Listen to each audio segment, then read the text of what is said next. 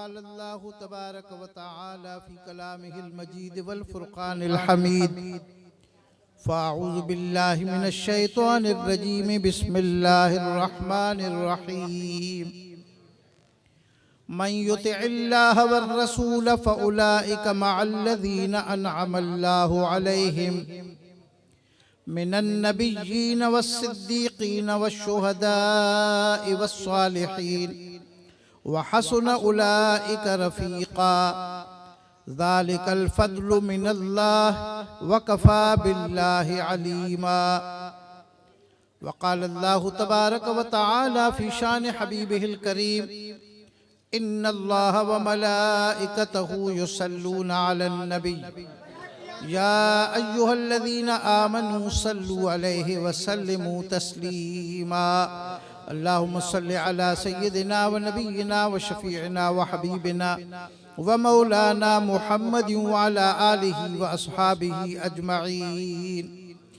सभी बुलंद आवाज़ से पढ़ो अस्सलातु वस्सलामु अलैका या रसूल अल्लाह, अस्सलातु वस्सलामु अलैका या हबीबल्लाह, अस्सलातु वस्सलामु अलैका या शफ़ीअल मुज़निबीन, अस्सलातु वस्सलामु अलैका या ख़ातमन नबिय्यीन सल्लल्लाहु अलैका व अला आलिका व अस्हाबिका अजमईन व बारक व सल्लम।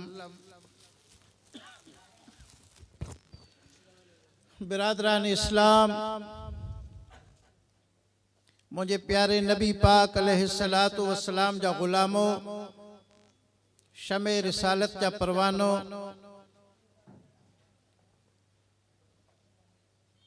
आले बैत आले रसूल साहिबजादगान तशरीफ़ फरमा आहिन। पाकिस्तान सुन्नी तहरीक जे तरफ़ां ही अज़ीमुशान गौसुल आज़म कॉन्फ्रेंस जो इनेक़ाद असां सभिनी जे लाइ बाइसे बरकत आहे।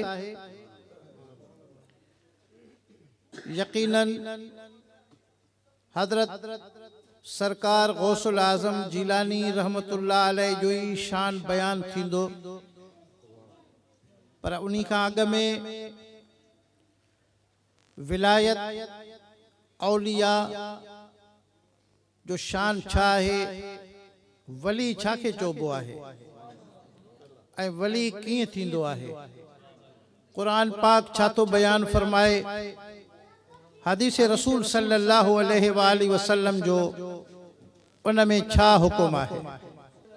फ़उलाइका मअल्लज़ीना अनअमल्लाहु अलैहिम मिनन नबिय्यीन वस्सिद्दीक़ीन वश्शुहदाኢ वस्सालिहीन वहसुन उलाइका रफ़ीक़ा।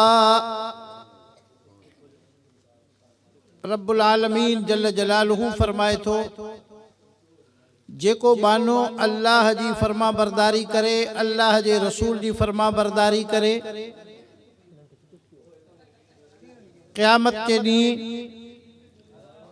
क़ब्र मां उथण खां बाद उन्हनि जो हशर सिद्दीक़नि सां गॾु थींदो, नबियनि सां गॾु थींदो, शहीदनि सां गॾु थींदो, औलियान सां गॾु थींदो। ऐं इहे सुहिणा रफ़ीक़ आहिनि जंहिंखे क़यामत जे ॾींहुं इन्हनि इमामनि जो दामन मिली वञे, उन्हनि जे मथां अल्लाह जो वॾो फज़ुल हूंदो ऐं अल्लाह इन ॻाल्हि खे बहितर ॼाणे थो। इन आयत करीमा में ख़ुदावंद ज़ुल जलाल वल इकराम पंहिंजे प्यारनि बाननि जी रफ़ाक़त जो बयान फरमायो, उन्हनि जे शान जो बयान फरमायो।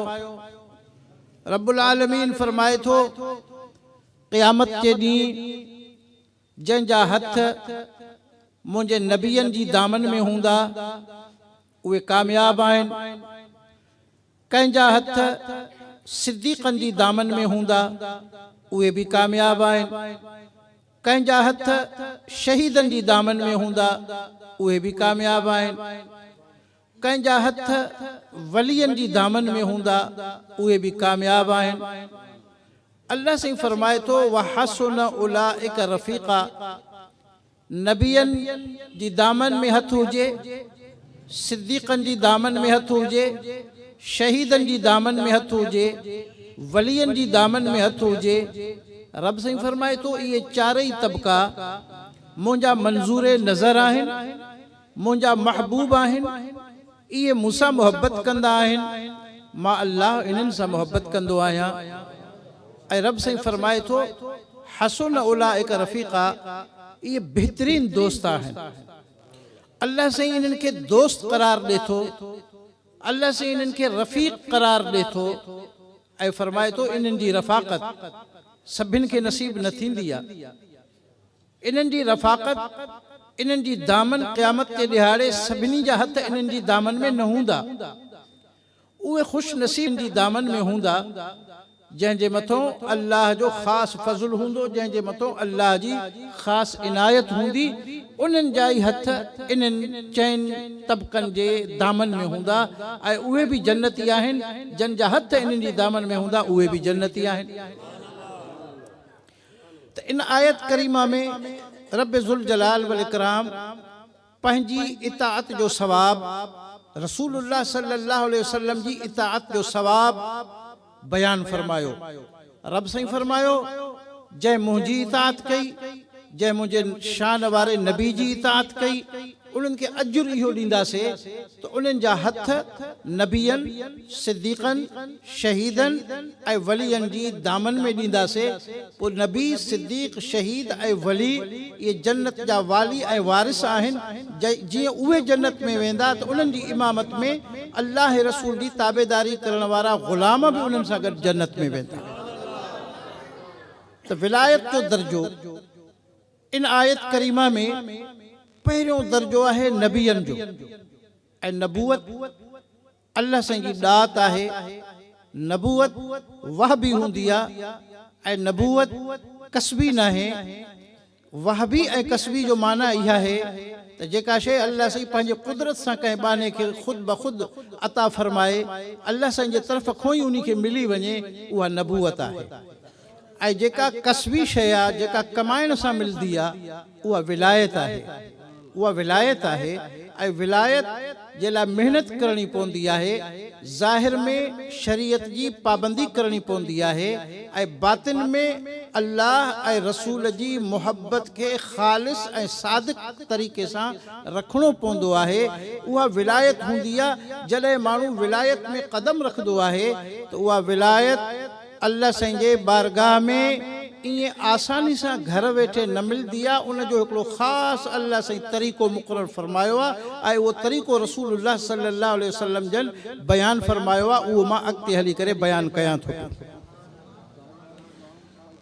आयत करीमा में रब ज़ुल जलाल वल इकराम जॾहिं पंहिंजे प्यारनि जो इहो शान बयानु फरमायो त क़यामत जे ॾिहाड़े इन्हनि जी दामन में उन्हनि बाननि जा हथ हूंदा जन बाननि हिन जहान में अल्लाह जी इताअत कई हूंदी, अल्लाह जे रसूल जी इताअत कई हूंदी।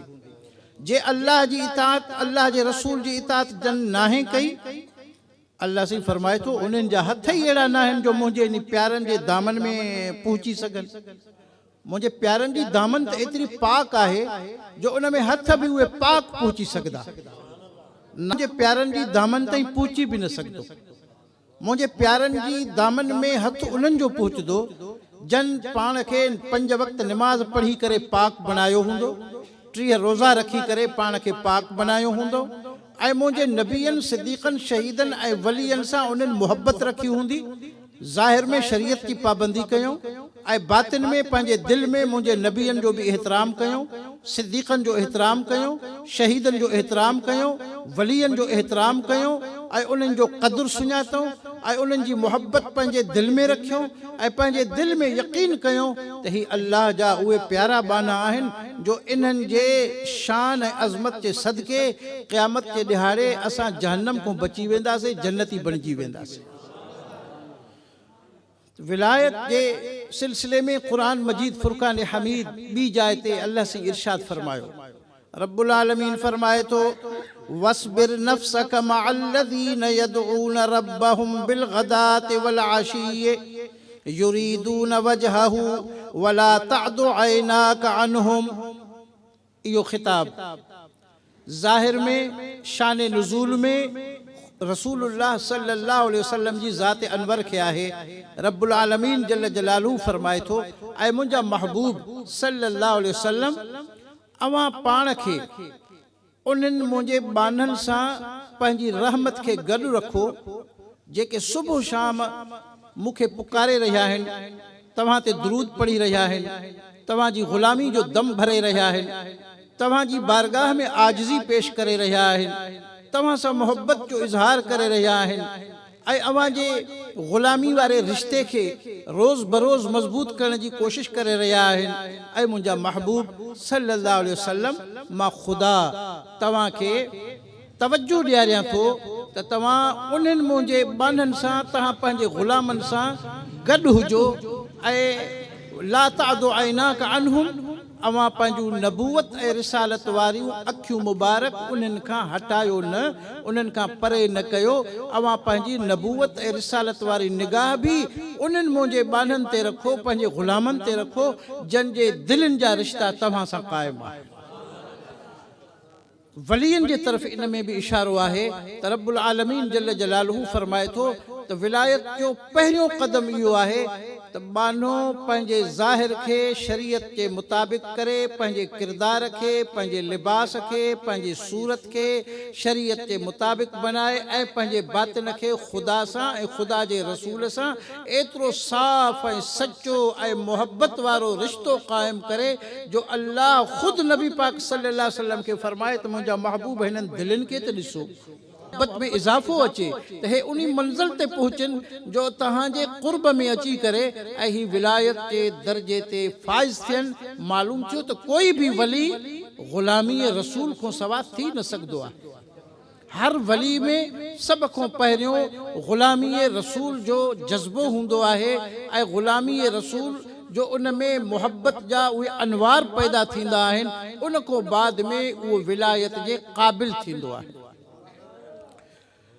ईअं न आहे त जुबा पाए, लिबास पाए, पटका पाए ऐं उहो नमूनो करे जेको वलियनि जो हूंदो आहे बसि वली बणिजी वियो।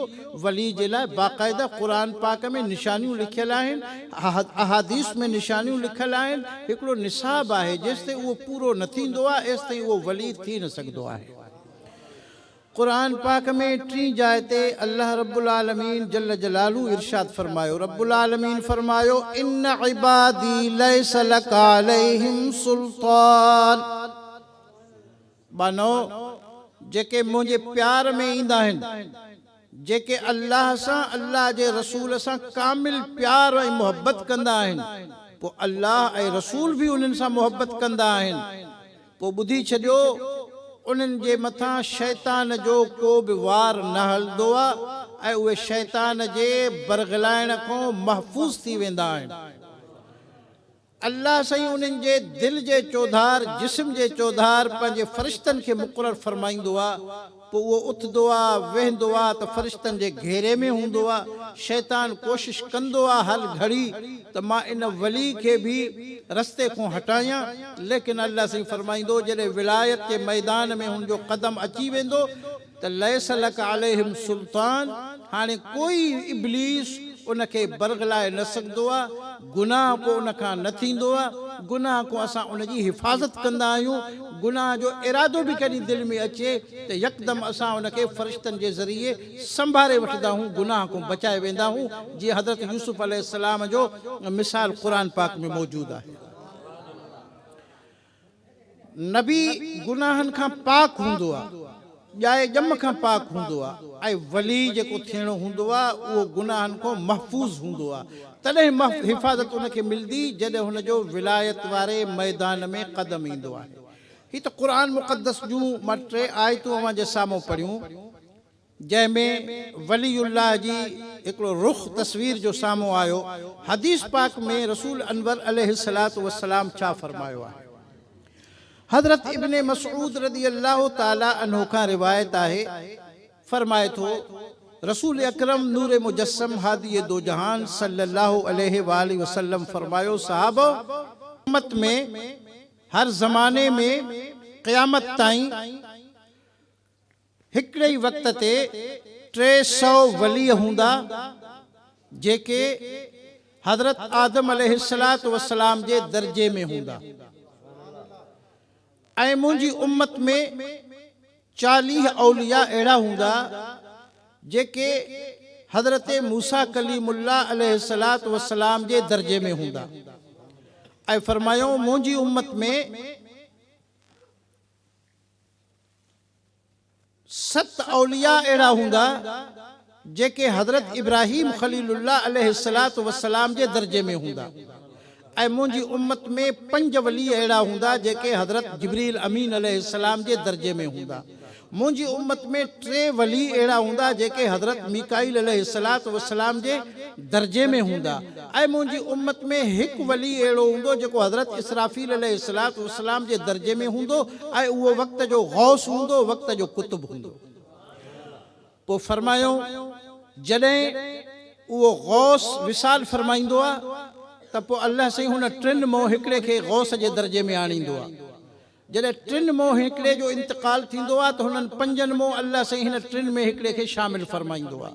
जॾहिं 5 मां कंहिंजो इंतकाल थींदो आहे त 7 मां हिकिड़े खे अल्लाह साईं हुन 5 में शामिल फरमाईंदो आहे। जॾहिं 40 मां हिकिड़े जो इंतकाल थींदो आहे त 300 वलियनि मां हिकिड़े खे अल्लाह रब्बुल आलमीन उन 40 में शामिल फरमाईंदो आहे। ऐं जॾहिं 300 मां कंहिंजो इंतकाल थींदो आहे त नए वलीअ खे खणी अल्लाह रब्बुल आलमीन उन में 40 पूरा कंदो आहे।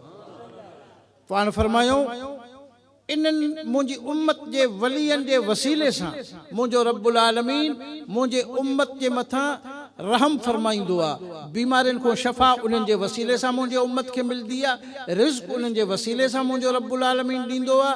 उन्हनि जी दुआनि जे सदके अल्लाह साईं मुंहिंजे उम्मत जे लाइ बारिश वसाईंदो आहे त रिज़्क़ जो इहतमाम थींदो आहे। ऐं जेके आसमान ऐं ज़मीन जूं आफ़तूं आहिनि उन्हनि खां मुंहिंजे उम्मत खे इन्हनि वलियनि जे वसीले सां रब्बुल आलमीन हिफ़ाज़त फरमाईंदो आहे। मालूम थियो त क़यामत ताईं हीअ उम्मत औलिया जी जमात को ख़ाली न आहे। ऐं रसूलुल्लाह सल्लल्लाहु अलैहि वसल्लम जेको इरशाद फरमायो त 300 हिकिड़ा हूंदा, 40 ॿिया हूंदा, 7 ॿिया हूंदा, 5 ॿिया हूंदा, 3 ॿिया हूंदा, हिकिड़ो हूंदो गौस ऐं कुतुब। त गौस ऐं कुतुब साॻी ॻाल्हि आहे।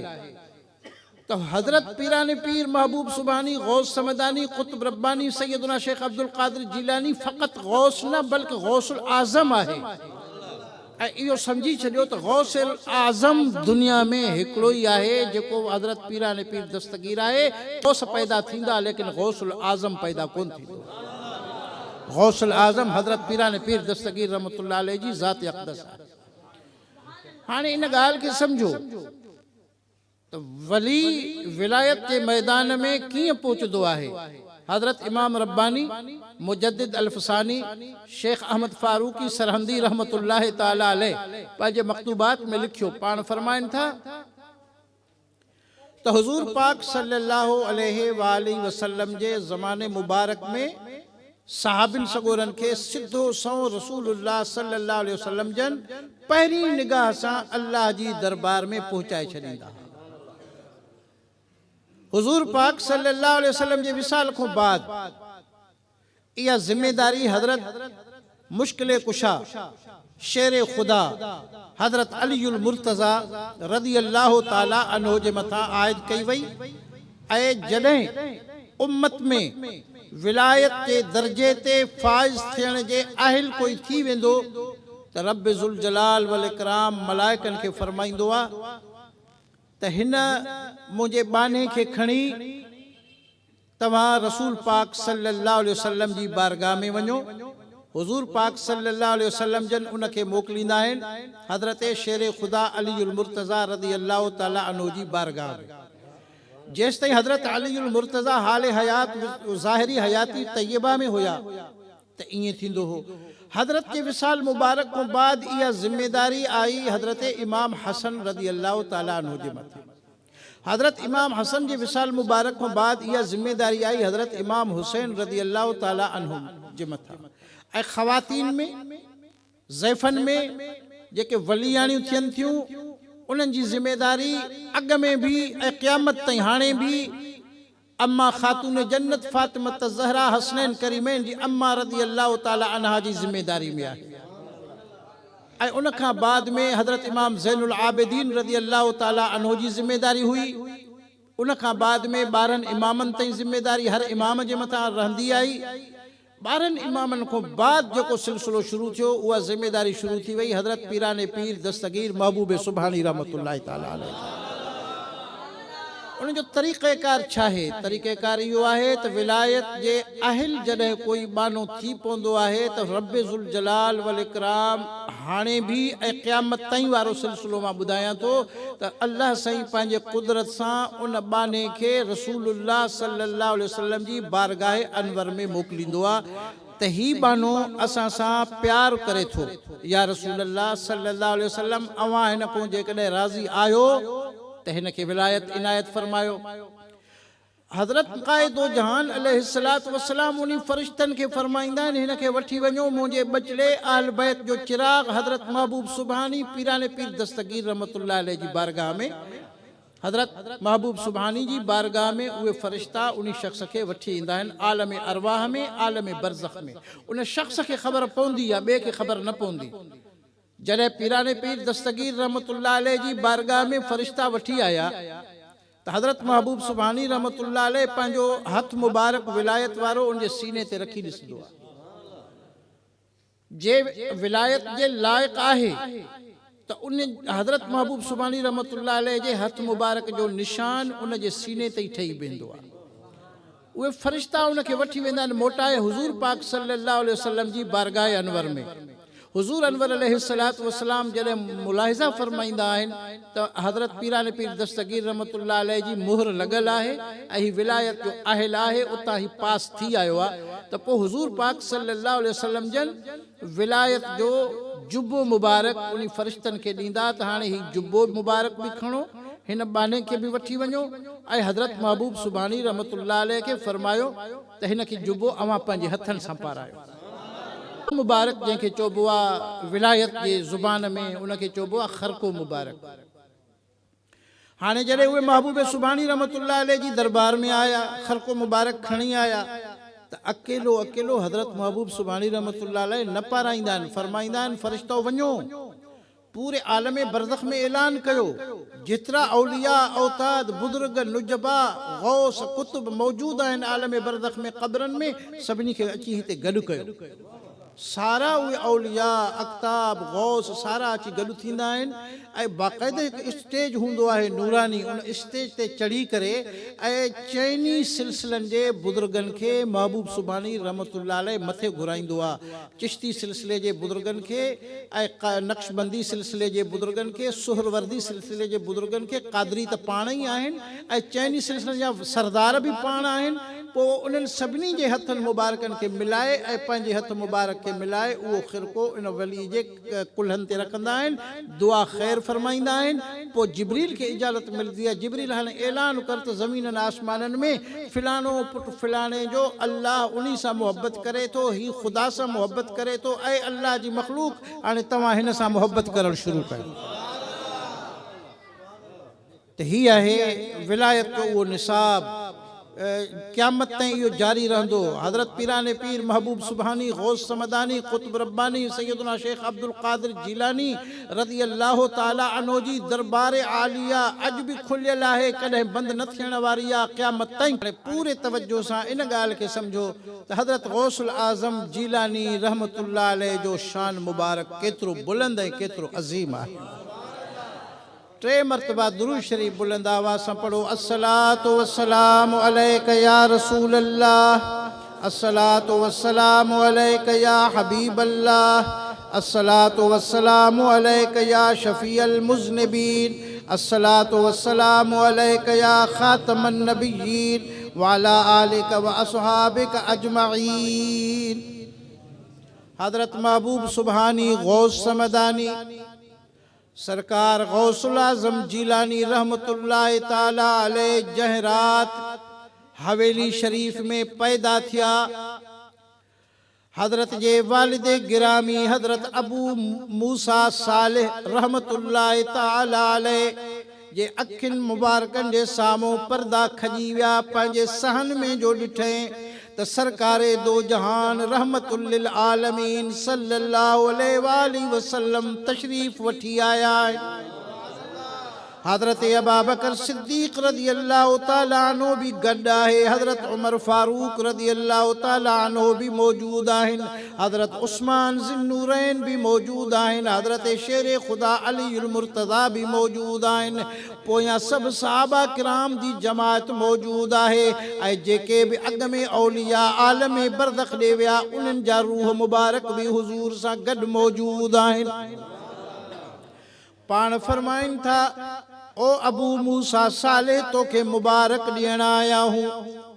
अल्लाह साईं तोखे अहिड़ो बचिड़ो ॾिनो आहे जंहिंजो नालो रब साईं अर्शन में अॼु खां कई सदियूं अॻ में रखी छॾियो आहे।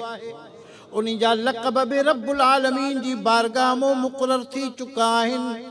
हिन बचिड़े जी तोखे मुबारक हुजे।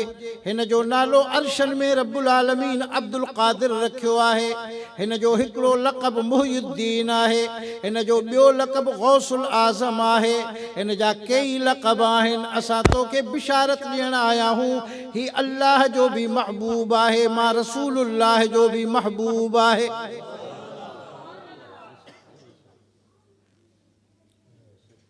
हज़रत पीराने पीर दस्तगीर रहमतुल्लाह अलैह जी विलादत बासआदत को 300 साल अॻ में हज़रत इमाम हसन अस्करी रहमतुल्लाह ताला अलैह पंहिंजो मुसल्लो मुबारक जाए नमाज पंहिंजे हिकु ख़ासि मुरीद एतमाद वारे खे ॾिनी। पाण फरमायो त ही मुसल्लो संभारे रख, तुंहिंजी हयाती पूरी थी वञे त वरी तूं पंहिंजे कंहिं अहिड़े ज़िम्मेदार माण्हू खे ॾिजांइ ऐं उनखे वसीयत कजांइ त उहो संभारे रखे।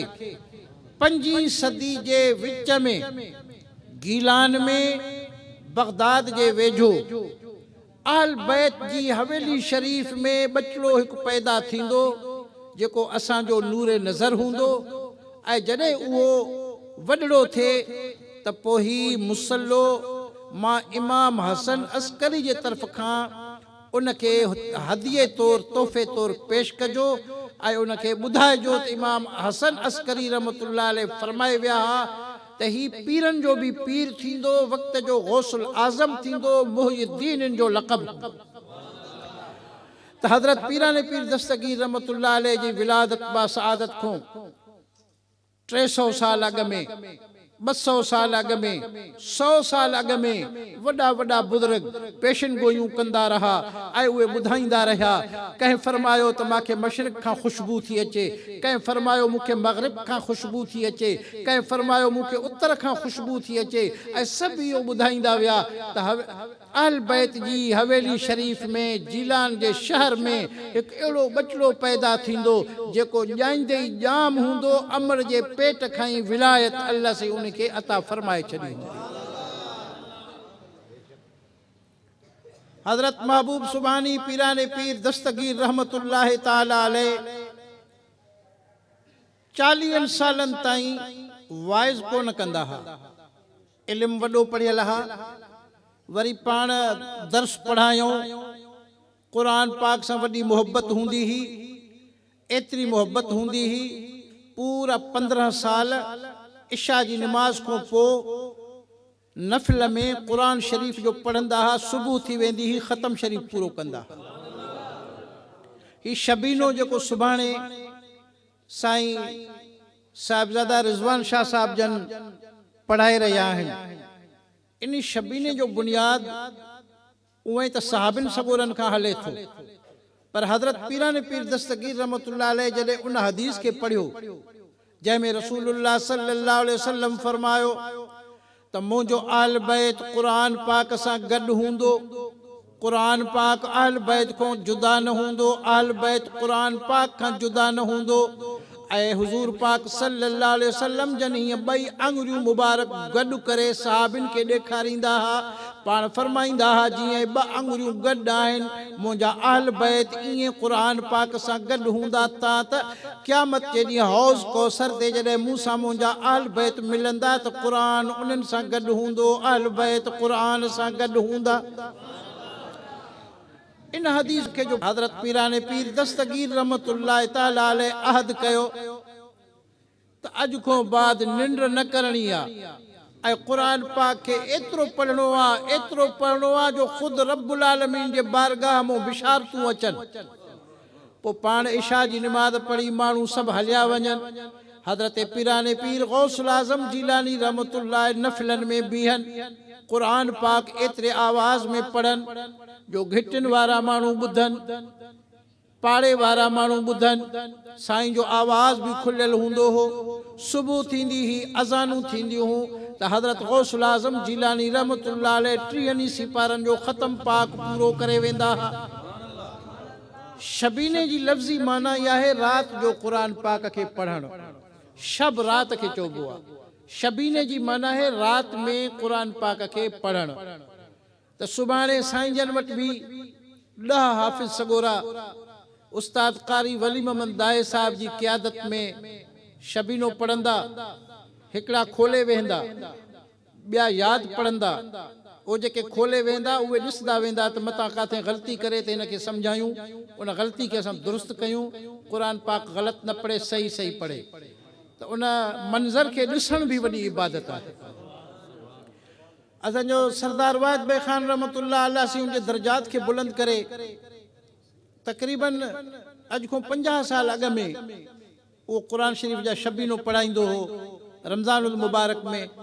अॼु ताईं बि ॻढ़ी जी जामा मस्जिद में साल में 3 या 4 मरतबा शबीनो पढ़ायो वेंदो आहे। ऐं तव्हां ठुल वारनि खे मुबारक हुजे, ठुल वारनि खे वरी मुबारक हुजे त इहे शबीने पढ़ण वारा हाफ़िज़ मदरसे बहरुल उलूम हमीदिया जा उस्ताद कारी वली मोहम्मद साहब, उस्ताद सिंगार अली सपिर ही वेठा आहिनि, उस्ताद दरिया खान बिरोही, उस्ताद अब्दुल फत्ताह बिरोही, हाफ़िज़ बहादुर टांवरी, ये 10 ही हाफ़िज़ पंहिंजा मदरसे बहरुल उलूम हमीदिया जा आहिनि। ऐं ही अवां ठुल वारनि जो ई फैज़ आहे जेको पूरे इलाइक़े में जॾहिं शबीने जी ज़रूरत पवंदी आहे त उस्ताद वली मोहम्मद सां राब्तो कंदा आहिनि, उहो इंतज़ाम करे ॾींदो आहे। ऐं इहो इंतज़ाम कम अज़ कम महीनो अॻु में ॿुधाइणो पवंदो आहे, छो त हाफ़िज़नि खे मंज़िल ॾिसणी पवंदी आहे। उहा मंज़िल पकी कंदा आहिनि ऐं पोइ उहा शबीने में पढ़ी वेंदी आहे जीअं ग़लती न पवे ऐं ग़लती खां साफ़ ऐं पाक हुजे। पोइ जॾहिं न क़ुर शरीफ़ सुबुह जो पूरो थींदो आहे उन दुआ में ज़रूरु शामिलु थींदा कयो, छो त उहा दुआ एॾी बाबरकत आहे जो रसूल पाक सल्लल्लाहु अलैहि वसल्लम फरमायो आहे त क़ुर पाक जे ख़तम जी दुआ जी ख़तम जे मौक़े ते जेका दुआ थींदी आहे, मुंहिंजे रब मूंसां वाइदो कयो आहे त मुंहिंजा हबीब तुंहिंजो उम्मती क़ुर पाक जो ख़तम पूरो करे ऐं जहिड़ी दुआ घुरे, नेक दुआ घुरे, मां अल्लाह तोसां वाइदो थो कयां क़बूल कंदुमि, क़बूल कंदुमि। ऐं रसूलुल्लाह सल्लल्लाहु अलैहि वसल्लम फरमायो आहे त शबीने में जी दुआ में अल्लाह साईं जा 50,000 रहमत जा मलाइक नाज़ुल थी अची वेंदा आहिनि। जॾहिं शबीने जी दुआ थींदी आहे उहे मलाइक आमीन चवंदा आहिनि। पोइ जंहिं दुआ में मलाइक आमीन चवनि उहा दुआ यकीनन क़बूल थींदी आहे। त हज़रत पीराने पीर गौसुल आज़म जीलानी रहमतुल्लाह तआला अलैह 15 साल पूरा, उन्हारो हुजे चाहे सियारे जी रात हुजे, पाण नागो न कयूं। पूरा 15 साल जॾहिं क़ुर पाक सारी सारी रात शाम जो शुरू कनि, सुबुह जो पूरो कनि, बारगाह इलाही मो आवाज़ आयो, ओ पीराने पीर गौसुल आज़म जीलानी, तुंहिंजे क़ुर पाक खे मुंहिंजा फ़रिश्ता बि ॿुधण जे लाइ ईंदा आहिनि ऐं तुंहिंजो क़ुर शरीफ़ मां अल्लाह बि कन ॾेई ॿुधंदो आहियां। क़ुर पाक सां एॾी मोहबत रखण वारा हा। पंहिंजो मदरसो जामिया निज़ामिया अॼु बि क़ाइमु आहे बगदाद शरीफ़ में, जेको हज़रत पीराने पीर दस्तगीर रहमतुल्लाह अलैह जो बुनियाद रखियल आहे। ऐं उहो मदरसो आहे जो पाण फरमायो, जेकॾहिं मुंहिंजे मदरसे निज़ामिया जे कंहिं माण्हू जर जो पाणी पींदो या मुंहिंजे मदरसे जे कंहिं बि वण जी छांव जे हेठों वेंदो त क़यामत ऐं क़बर में मां अब्दुल क़ादिर जीलानी उन जी बि शफ़ाअत कंदुमि।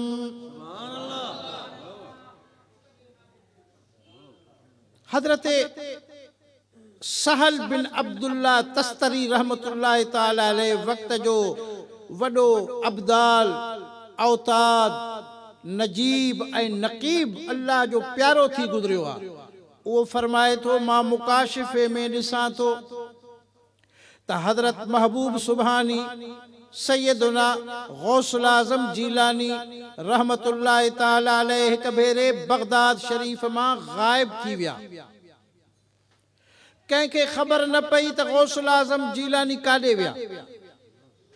त बगदाद शरीफ़ जा वॾा वॾा फुक़हा वॾा वॾा उलमा निकिरी पिया हज़रत महबूब सुभानी खे ॻोल्हिनि पिया। हज़रत सहल बिन अब्दुल्ला तो फरमाए मुंहिंजे अखियुनि जे अॻियां रब्बुल आलमीन पर्दा हटाया, छो त वक़्त जो गौस त पाण बि हुयो। हज़रत सहल पाण वक़्त जो कुतुब हो, वक़्त जो गौस हो।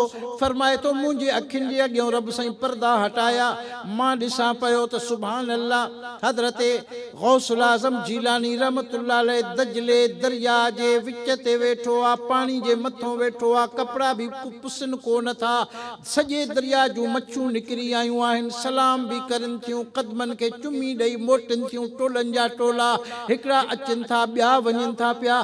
थोरी देर गुज़री आहे त बगदाद शरीफ़ जा उलमा बि दजले दरिया जे किनारे ते पहुची विया।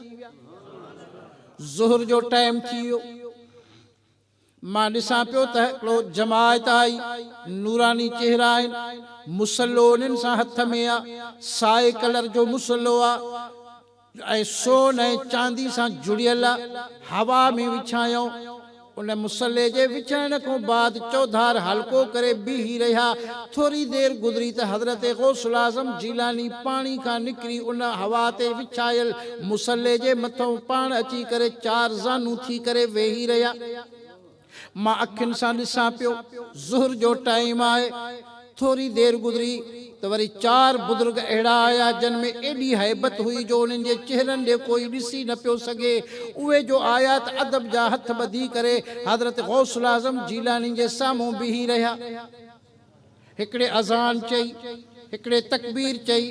हज़रत गौसुल आज़म जीलानी रहमतुल्लाह अलैहि उते इमामत फरमाई आहे। जॾहिं चवे पियो अल्लाहु अकबर त अर्श मुअल्ला ताईं सतनि आसमाननि जा फ़रिश्ता बि चवनि पिया अल्लाहु अकबर।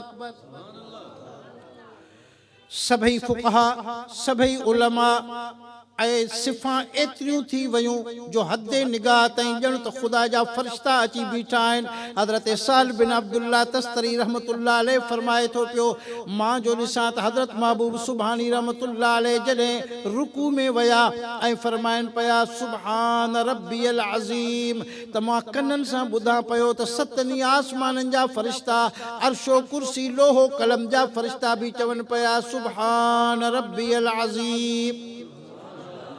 अहिड़ी तरह सजदे में सुभान रब्बियल आला जीअं जो हज़रत गौसुल आज़म जीलानी मुंहुं मुबारक खां आवाज़ कनि पिया आस्ते, पर सॼे अर्श मुअल्ला ताईं सतनि आसमाननि जे फ़रिश्तनि में पोइ आवाज़ अचे सुभान रब्बियल आला। फरमायो निमाज़ पूरी थी।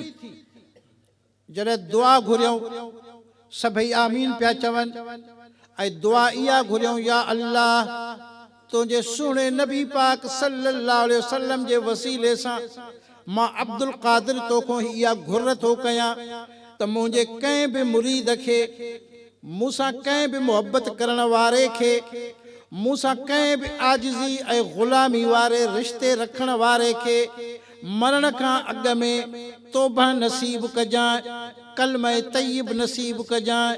बिना कलमे तय्यब जे, बिना तौबा जे को बि मुंहिंजो मुरीद, को बि मूंसां मुहबत करण वारो, को बि मूंसां ग़ुलामी जे रिश्ते करण वारो बिना तौबा जे न मारिजांइ, बिना कलमे तय्यब जे न मारिजांइ।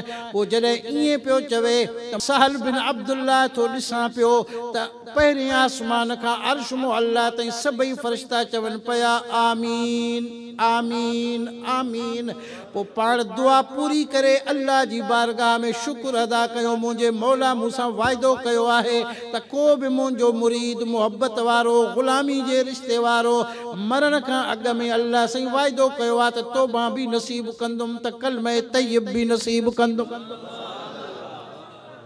उन शान वारो गौसुल आज़म जीलानी जेको अकेलो न छॾींदो पंहिंजे मुरीद खे, हिन जहान में भी उनखे अकेलो न छॾींदो, क़ब्र में भी न छॾींदो, क़यामत के ॾींहुं भी संभाले करे हलंदो। उन जी अवां ही गौसुल आज़म कॉन्फ्रेंस करे रहिया आहियो, उन जो ही अवां प्रोग्राम करे रहिया आहियो। अॼु अवां उन्हनि खे यादि कयो आहे, यकीनन उहे अवां सभिनी खे ॾिसी रहिया आहिनि, छो त उन्हनि खे निगाह विलायत ऐं जेका अल्लाह से उन्हनि खे निगाह मुबारक ॾिनी आहे उहा एतिरी अज़ीम आहे। अॼु बि उहे ज़िंदा आहिनि पंहिंजे आलम बरज़ख में ऐं पंहिंजे सारे मुरीदनि खे ॾिसनि बि अथा, संभालनि बि अथा। मिंबर शरीफ ते वेठा हा, रसूलुल्लाह सल्लल्लाहु अलैहि वसल्लम फरमायो, अब्दुल कादिर तुंहिंजे कुल्हनि ते मां रसूल जा कदम, ऐं तूं ऐलान कर त तुंहिंजो कदम हर वलीअ जे कंध जे मथां। पाण हीअं कदम मुबारक फरमाए खणी करे पाण फरमायो, कदमी हाज़िही अला रक़बत कुल्ल वली अल्लाह, मुंहिंजो ही कदम हर वलीअ जे कंध जे मथां 400 वक़्त जा गौस वेठा हा।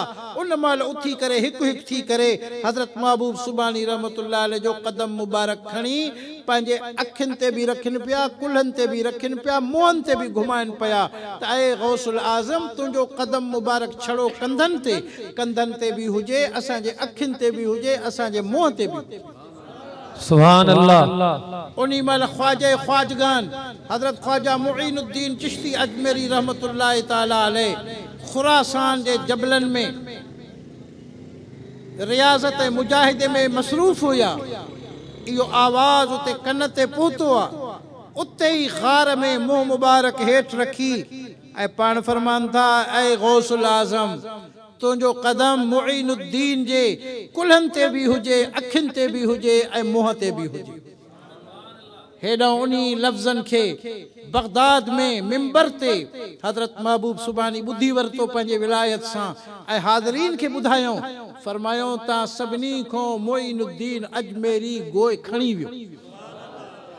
तव्हां त साम्हूं अची मुंहिंजो कदम खणी पंहिंजे कुल्हनि ते रखो था, पर मां हाणे हाणे मुईनुद्दीन अजमेरी जे उन लफ़्ज़नि खे ॿुधी वरितो आहे ऐं फरमाए थो पियो त तुंहिंजा कदम मुंहिंजे कुल्हनि ते बि, मुंहिंजे अखियुनि ते बि, मुंहिंजे मथे ते बि, मुंहिंजे मुंहं ते।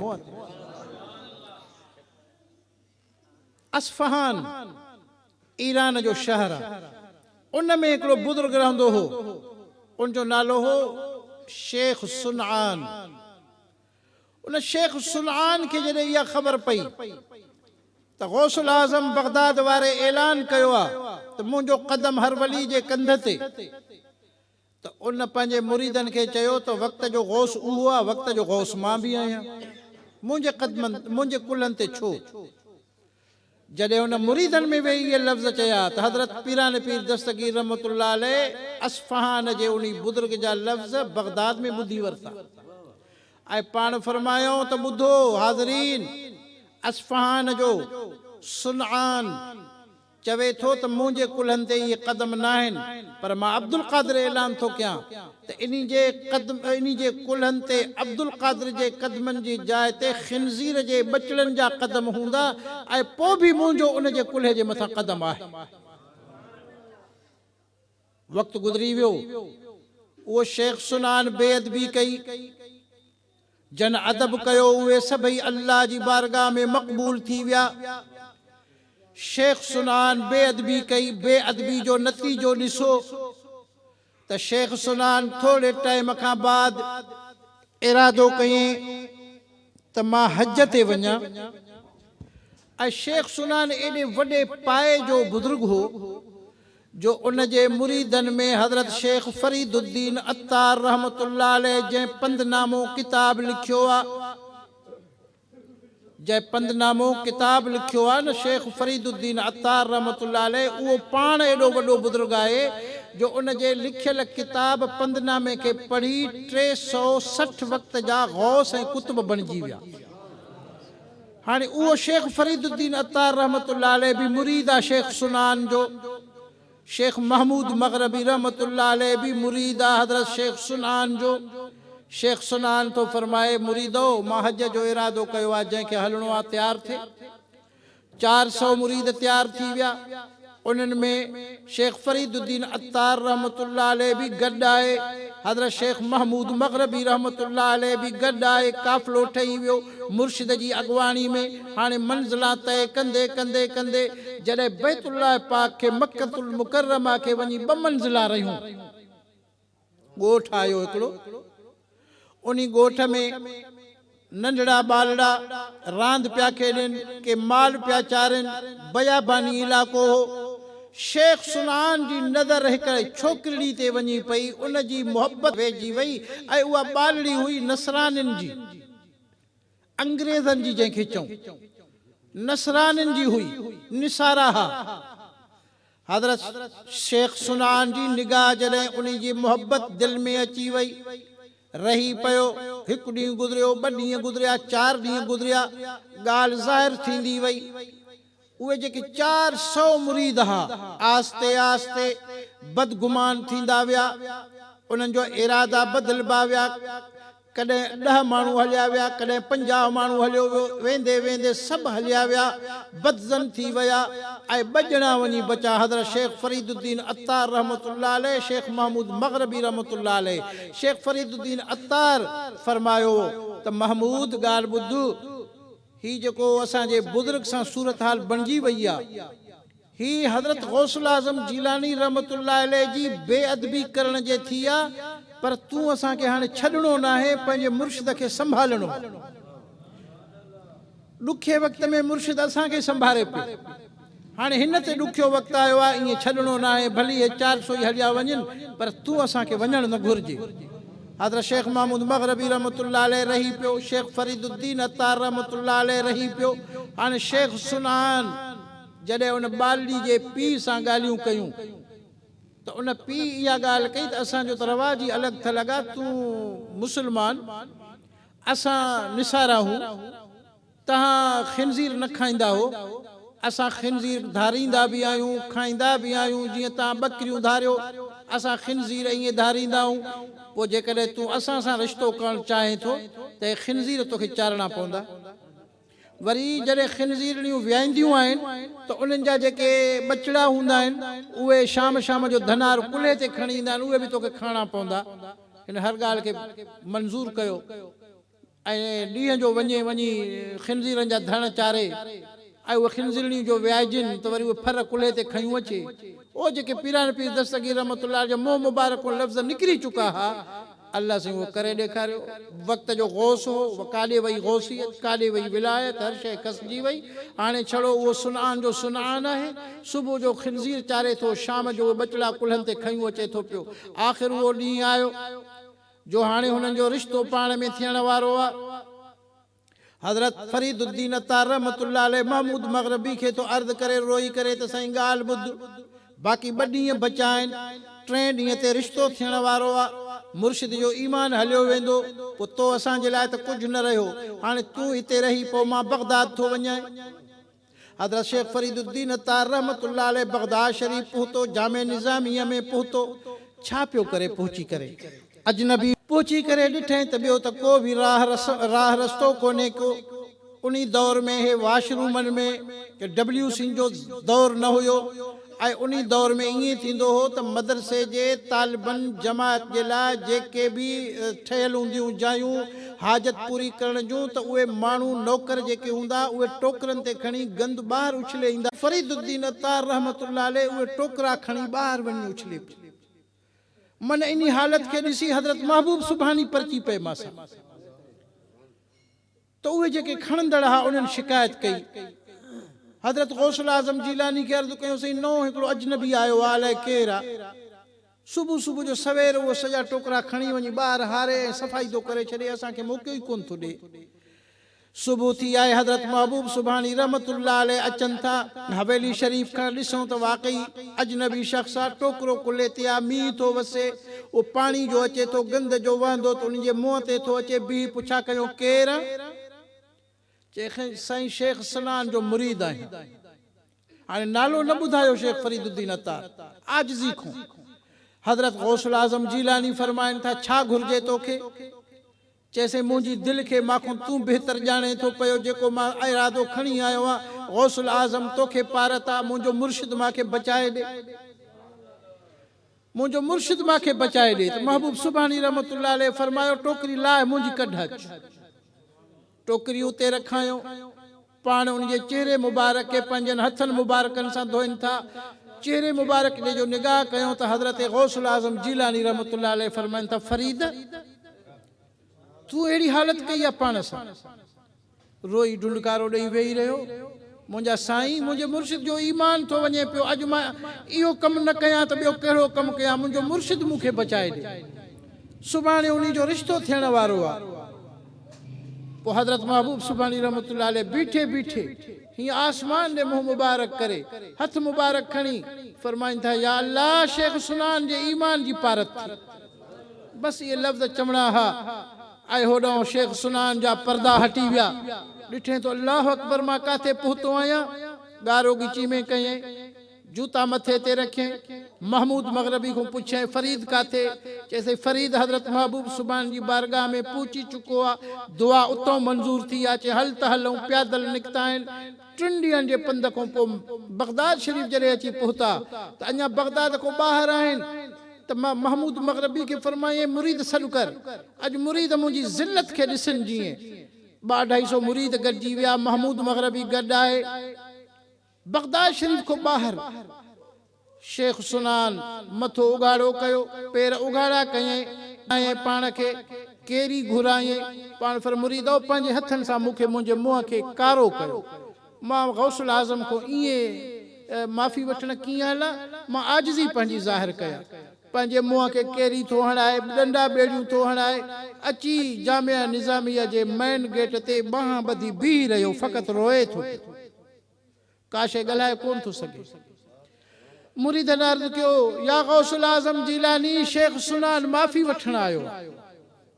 पाण जो निगाह कयूं त शेख फरीदुद्दीन अतार खे बांह को तो फरीद मुर्शिद तुंहिंजो अची वियो चे क़ुर्बान वञा मुर्शिद खे तूं बचाए ॾिनो आहे हाणे माफ़ी बि ॾेसि पोइ पाणी घुरायो अथनि पाण महबूब सुभानी रहमतुल्लाह जो शेख सुनान जे मुंहं खे धोराए थो मुरीदो पीरी मुरीदी का मामूली ॻाल्हि न हूंदी आहे अल्लाह वारनि जे दरबार में फैज़ हासिल करणु ईअं खिलंदे खिलंदे कोन मिलंदो आहे उते त वॾी आजिज़ी करणी पवंदी आहे एॾा वक़्त जा बुज़ुर्ग एॾियूं हस्तियूं शेख फरीदुद्दीन अतार रहमतुल्लाह अलैह जहिड़ी हस्ती जंहिंजे छड़ो किताबनि खे पढ़ी 360 वली थी वञनि उहो पाण साहिब विलायत हज़रत गौसुल आज़म जीलानी रहमतुल्लाह अलैह जी दरबार में एॾी आजिज़ी एॾी इनकिसारी ज़ाहिर कयईं त पंहिंजे मुर्शिद खे बि बचायईं मुर्शिद जो ईमान बि बचायईं सॼी जमायत मुरीदनि जी बि बचाए वरितईं त अल्लाह वारनि जो अदब सिखो गौसुल आज़म जीलानी रहमतुल्लाह अलैह उहा हस्ती आहे